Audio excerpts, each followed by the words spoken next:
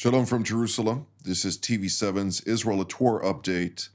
And as we're set to deliberate some quite interesting topics today, particularly following the announcement of US President Donald Trump of a new plan for the Gaza Strip, we will do so momentarily. Of course, we need to highlight that we're marking right now day 488 since the Islamist Hamas and its terror affiliates from the Gaza Strip have launched a surprise onslaught on southern Israel, declaring war by perpetrating a savage massacre, murdering some 1,200 mostly civilians, wounding over 4,800 others, and kidnapping at the time 251 people, still dozens of them in Hamas captivity. We are currently in a cessation of hostilities with the high anticipation of additional returning hostages, both Israelis as well dual citizens, to include also still Americans in Hamas captivity, Europeans, Australians, and others.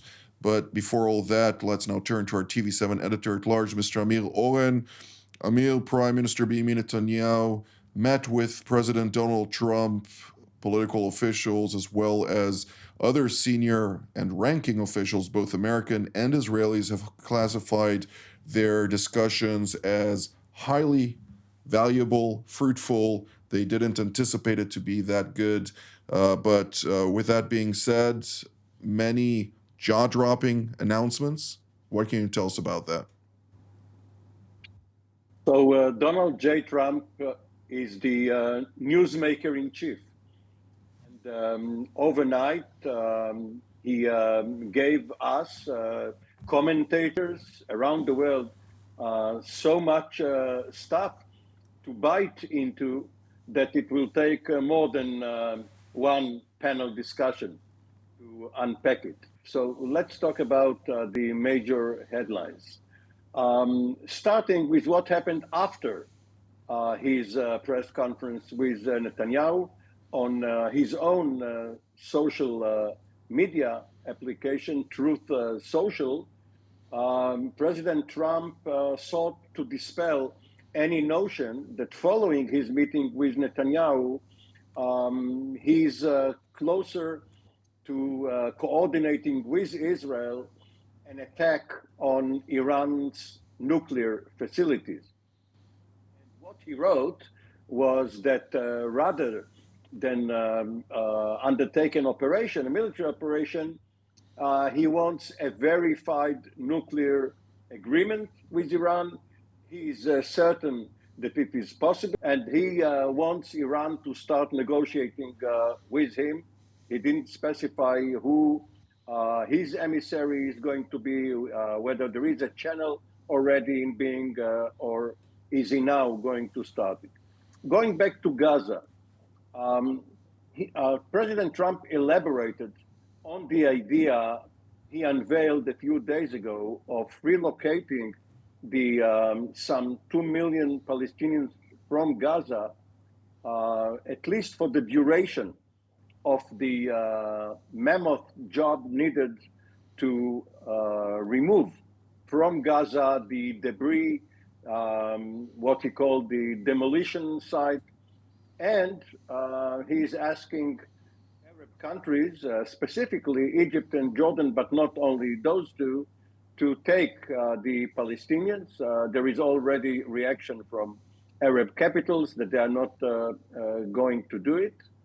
And in addition to that, and to the National Security Presidential Memorandum on maximum pressure, financially mostly, against Iran, President Trump announced the withdrawal from several UN agencies, such as UNRWA, UNESCO, and the High Commissioner for Refugees. Indeed. And the Human Rights Council for that. But let's now turn to Washington, D.C., where we're joined by Mr. Marshall Billingsley, formerly an Assistant Secretary of the Treasury for countering illicit or terror financing, as well as a Assistant Secretary General of NATO, and a long list of other positions to include, of course, also a senior fellow at Hudson Institute. It's always a pleasure to see you, Marshall. I'd like to immediately go into the Really, it's a jaw-dropping statement, particularly on the Gaza Strip.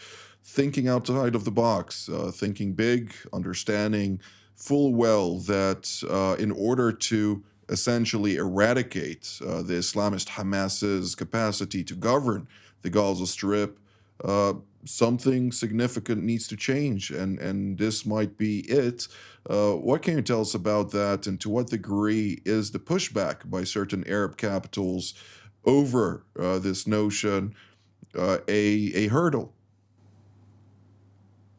This is in keeping with what we've seen over the past 2.5 weeks of the new Trump administration. He is moving at a speed and with a level of decisiveness that is unimaginable in other U.S. contexts. What President Trump did with his announcement yesterday is, in essence, send a clear message to Egypt and Jordan and others who have been refusing to take on the Palestinian refugee matter. He effectively boxed out the Saudis from making Gaza an issue for normalization for an Abraham Accord with Israel. He's also effectively boxed out the Turks, and he has created a whole new dynamic in the region with this announcement. Now, as always, the devil is in the details. But when you combine his announcement, his willingness to entertain the U.S. Mission in Gaza with the reinstatement of maximum economic pressure on Iran, which was also launched yesterday, a significant and long-awaited matter. And then you also consider that he has defunded UNRWA, as you mentioned. He's withdrawn from the the UN Human Rights Council, which is a joke of a thing at the UN. And he's also presided over significant restoration in U.S.-Israel ties with the release of weapons that Biden was blocking. So I think we have a whole new, very, very positive dynamic in the region. The Gaza comments are just one potential element of an emerging broader U.S. policy towards the region. Absolutely. Well, we will soon revert to the maximum pressure campaign, which you have taken a substantive part in the previous administration of President Trump. But before that, I'd like to turn to central Israel, where we're joined by Israeli commander of the Israeli Air Force Task Force for Air and Missile Defense, namely Brigadier General in Reserve Doron Gavish. It's always a pleasure to see you, General. I'd like to also immediately ask you, since with regard to the current ceasefire, of course, we are looking forward to the upcoming Saturday when we are expected to see additional hostages released, and soon we will ask Amir about this. But I'd like to focus with you on statements made by the Iranian Foreign Minister Abbas Araghchi in Tehran during a press conference, during the course of which he stressed quite openly the current ceasefires, both in Gaza as well as in Lebanon, are meant to allow the so-called resistance axis, or Hamas and Hezbollah, which are proxies of Iran, to rearm, and that he believes and is quite confident that they soon will return into the battlefield, both stronger and also with broader scale. What are we to make out of something like that? Jonathan, tying to what was just said before me by my two distinguished colleagues, I think that from yesterday, what we've seen very strongly is the understanding who are the bad guys, who are the good guys in this region. The statement that was made by President Trump, I think, is so clear. And the Iranians should listen carefully to what he was saying, and others in our region. From a military point of view, we are not surprised. We don't think that the Iranians became friends of Israel. Their agenda is the same agenda that they had before. They are just showing it again and again and again. We remember that in the Gaza Strip, the Hamas, once they were asked about the 7th of October, they said that if they could do it, they would do it again. So this is our enemies, and of course, as a military, we have to prepare ourselves against those enemies on the offensive, on the defensive, and all options are on the table for sure. We emphasize it again and again, but the close relations between United States and Israel, and of course we see it, the military close relation by CENTCOM led by General Kurila, and the IDF, of course, led by General Herzi Halevi. Those are very, very close relations. Start with them, and it goes till the last Israeli and US officer, which are part of those collaboration. We mainly see it in the world of ballistic missile defense, but we see it also in some other very important areas. And I'm sure that what happened in the past will be even more stronger into the future. And if I was an Iranian, I would think twice before I would do something. But this is for them. From our point of view, we are here, we are strong, we are going to be even stronger, and we are preparing ourselves for that. And as I said, all the options are on the table. Thank you, General Gavish. Mr. Oren, we still have many things that I'd like to talk about, and therefore, if you can focus specifically on the hostages, what are we to expect in the next several days? We don't know what to expect because Trump's statement has caused Hamas to reassess its position. What does it mean for Hamas? If the United States now intends to expel the leadership of Hamas and force it to release the hostages anyway, perhaps they will stop this particular stage. We don't know what are the real commitments made to Hamas, not only by Hamas, but to Hamas during this phase. And if they are now going to announce that they feel they have been deceived, they could retaliate against Israel by withholding the next batch, probably the next 3 hostages due to be announced Friday and released Saturday. We are anxiously awaiting to see, because Special Envoy Steve Witkoff was supposed to meet with the Qatari Prime Minister, who is in the United States, and later go to Doha, along probably with the Israeli delegation after being approved by the War Cabinet. But right now, it is up in the air.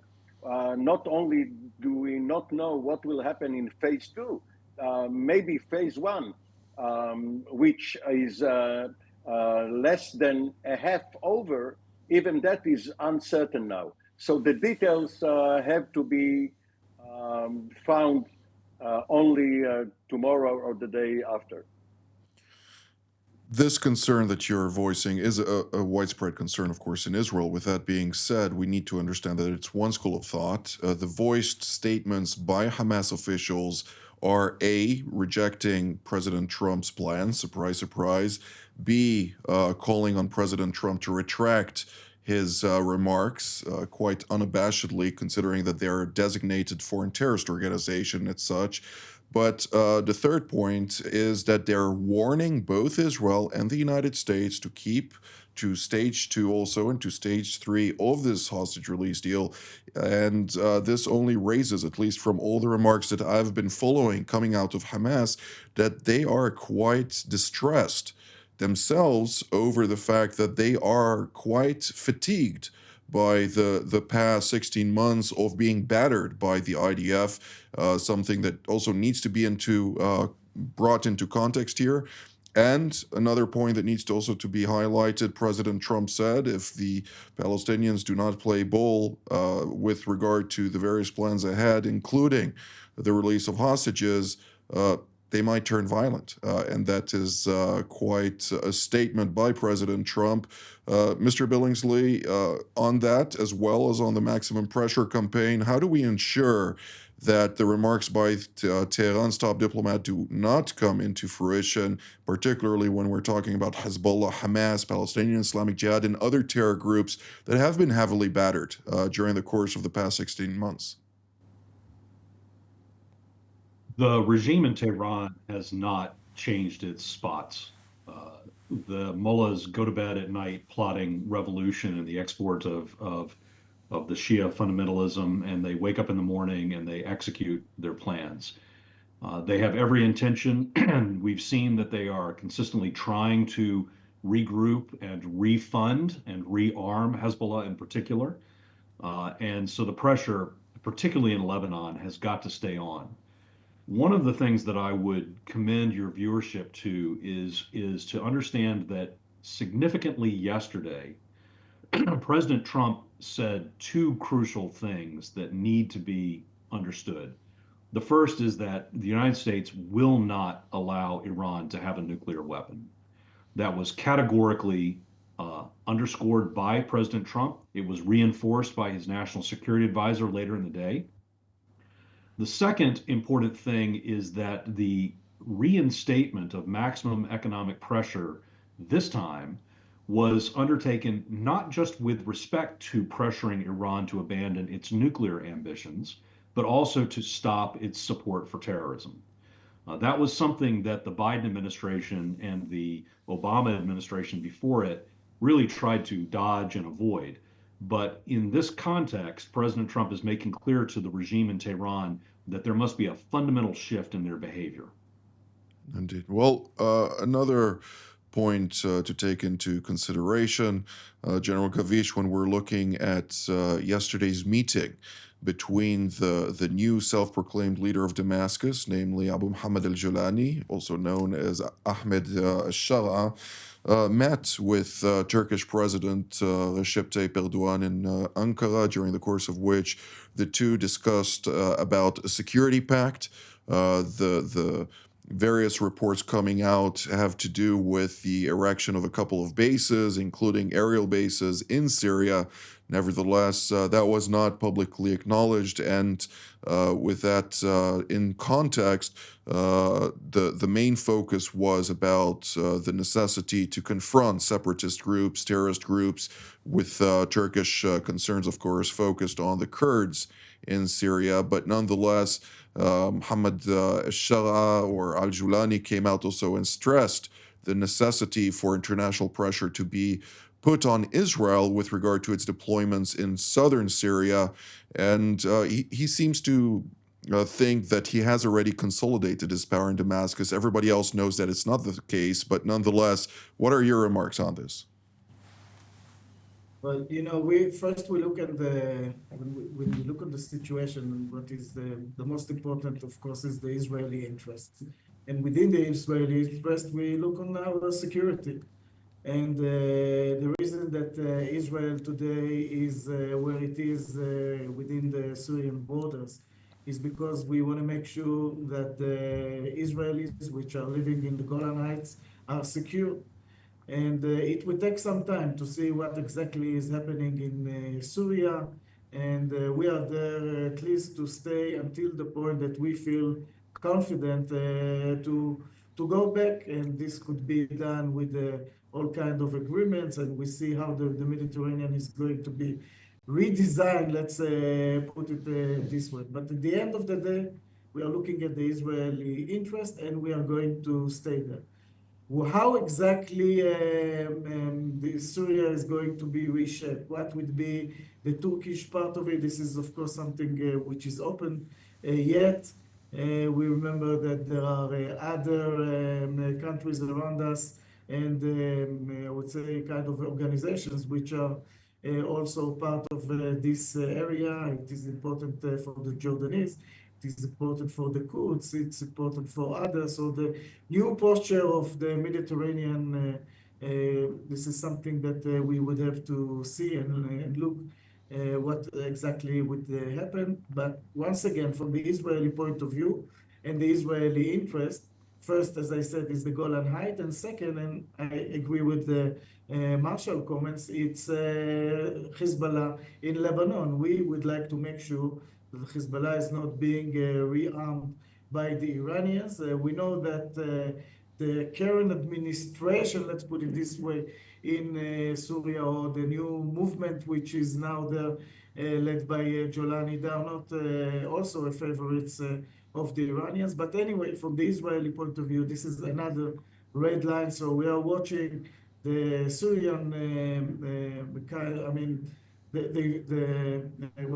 what is happening now in Syria. We look at it from the Golan Heights perspective, from blocking the rearming of the Hezbollah, and this is the first and main interest of Israel, and we are behaving accordingly from a military point of view. Of course, Israeli Defense Minister Israel Katz highlighted the security belt that Israel regards as under its protection, to include the Golan Heights, including all the way to the M5 motorway or artery from Sweda all the way to Damascus, to ensure also the protection of the Druze communities in Jabal al-Druz or Sweda. And I do hear a couple of interesting reports, or concerning reports, that east of Sweda, there are a couple of tribes there that back in 2016, 2017 have pledged allegiance to Abu Bakr al-Baghdadi at the time. They sought to be part of the caliphate, of course, for self-conservation reasons, but they have managed to take hold of a couple of munitions left behind by the Assad regime, and have used it to launch attacks both on the Jordanian border at one point, but also towards Sweda. One Druze was killed just in the past 72 hours, something that is, of course, alarming, and Israel is looking very closely to make sure that nothing gets out of hand there. The local militias, of course, which have tens of thousands, more than 100,000 troops, are capable of defending themselves against those kind of incursions, but nonetheless, it is being closely monitored. We don't have very much time left, and I'd like to hear each and every one of you. What should we focus for the next 24 hours in the current fluid situation that we're seeing across the region? Mr. Owen, we'll start with you. So the first item on the agenda is the next phase, or not even the next part of this phase of the hostage deal. We are very anxious to know whether this coming Saturday will be much like 2 or 3 former ones. But one should also have maximum caution, because there is a sense of euphoria following President Trump's statements last night. And while the terrorists are down, they are not out. And they could, especially Hamas and Palestinian Islamic Jihad, prodded by Iran, they could react by trying to stage some spectacular terror act, especially against American targets. And Netanyahu mentioned what happened in the Marine barracks in 1983. And as we know, they were peacekeepers. Their slogan was, "We came in peace." But they were undermined by those who are against peace. So it behooves all of us to be on guard, especially during this delicate time. Vigilance is key. Mr. Billingsley? Well, I agree. We need to be incredibly careful. We are dealing with pure and unmitigated evil when we're talking about these terror groups. And they have absolutely shown a willingness to target and kill Americans. I think they well understand that if they target American interests, hell hath no fury like what President Trump will unleash upon them. And they need to understand that. We, the United States, and General Duran mentioned the importance of safeguarding Israeli interests. I completely understand and agree. We also have interests in the region, including our interest in our key ally, Israel, which has clearly been reinforced in the past 2 weeks by President Trump. we have the capacity to project power across the region. And if necessary, we will, I'm sure, utilize that power to neutralize any threat that emerges to us or our friends and allies. Absolutely. I think when we're talking about American interests and Israeli interests in the region, they're pretty much one and the same. When we're talking about the broad scheme of things, of course, and the strategic objectives also of the United States of America, as well as here in Jerusalem. General Gavish? Well, we still have to remember that the seven different threats are still there from Lebanon until the Gaza Strip. Unfortunately, our enemies are still there. They are still stating, as we talked before, that they didn't leave their idea and ideology. So we have to be very focused in protecting ourselves. And remember for the future that one of the main lessons learned, it's between capabilities and intentions. We don't look anymore in intentions. Once someone has capabilities against Israel, we have to take care of it. Irrespective of who they are, adversary or enemy. But with that in mind, I do want to also highlight Yemen is still a big issue. Freedom of navigation in the Red Sea, the strategic Strait of Bab el-Mandeb, something that we cannot just allow to wipe the slate clean without dealing with this issue. And of course, in Iraq, the various militias of Hashd al-Shaabi need to turn over their weapons to the Iraqi authorities in Baghdad, and a new dawn will start in that country, hopefully. Unfortunately, Iran still has a strategic grip over this territory, and that is a source of concern also in Washington and also here in Jerusalem. But nonetheless, this is all the time that we have for today, so I'd like to immediately thank General Gavish, Mr. Billingsley, and Mr. Oren for all of your very valuable insights. And I'd like to thank all of you at home as well. Until our next edition, from here in Jerusalem, Shalom.